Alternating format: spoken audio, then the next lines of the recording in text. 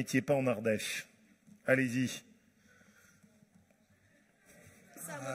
Mais si, parce que moi j'aime beaucoup Monsieur Jacquard et il m'a fait transmettre le fait qu'il ne pouvait pas être présent. J'y ai été très sensible. Oui, voilà. Monsieur Jacquard, vous avez la parole. Encore faudrait-il être invité en amont, pas le vendredi après-midi pour le samedi matin. Mais bon, peut-être ça vous servira de leçon pour nous inviter un peu plus tôt. Tel samedi après-midi, Monsieur Jacquard, pas de mauvaise foi. Non, en fin de matinée, vous étiez en Ardèche. Monsieur le Président, Monsieur le Vice-président, le projet de plan que vous nous proposez aujourd'hui, qui après consultation publique reviendra en assemblée plénière comme plan définitif adopté au SRADET, est ambitieux et c'est une bonne chose au regard de l'enjeu de société que représente la question des déchets.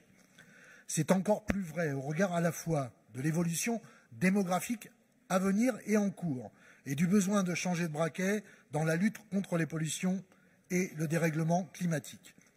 La question des déchets interroge nos modes de production, la vision libérale de la croissance, voire même nos modes de vie et de consommation. À la question de société, une visée et une réponse politique de l'État en termes de mesures législatives, environnementales et fiscales auraient dû accompagner le transfert de la compétence vers les régions en lieu et place des départements. Cela n'a pas été le cas et une nouvelle fois, chaque région planifiera donc la gestion des déchets sans cadre national et donc avec une efficacité relative.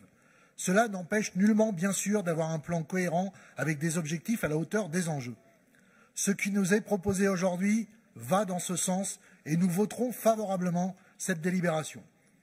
Comme je l'ai fait au nom de mon groupe en commission, plusieurs sujets mériteront d'être précisés dans le plan définitif, et notamment la responsabilisation incitative des entreprises dans leur type de production, le type de commercialisation et la gestion en amont de la réduction à la source des déchets. La priorité au soutien aux entreprises intégrant l'économie circulaire devra être clairement visible. Ce type d'économie, très progressiste, j'oserais même dire d'inspiration marxiste, est générateur d'emplois et de résultats positifs pour l'entreprise en termes d'emploi et de résultats économiques. Les libéraux devraient donc s'en réjouir et soutenir prioritairement ce type d'économie.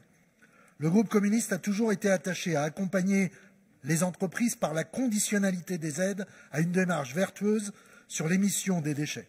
Cette conditionnalité dans la prescriptibilité de notre plan devra être, à notre avis, explicite, ainsi que la lutte contre l'obsolescence programmée. Pour le reste, nous insistons sur des objectifs comme assurer la juste répartition des infrastructures de traitement sur l'ensemble du territoire régional pour réduire drastiquement l'enfouissement et favoriser la valorisation des déchets, notamment en ressources énergétiques. La sensibilisation permanente des citoyens au tri, à une consommation responsable, qui devra rester une priorité, car l'acte citoyen, dès le plus jeune âge, est important dans la lutte pour la réduction des déchets et nécessitera donc du financement au fonctionnement. Nous aurons l'occasion, lors du débat sur le plan définitif, d'y revenir, ce qui explique que nous n'ayons pas déposé à ce jour des amendements, mais je vous le confirme, nous voterons la délibération car elle va effectivement dans le bon sens. Merci beaucoup, Monsieur Jacquard.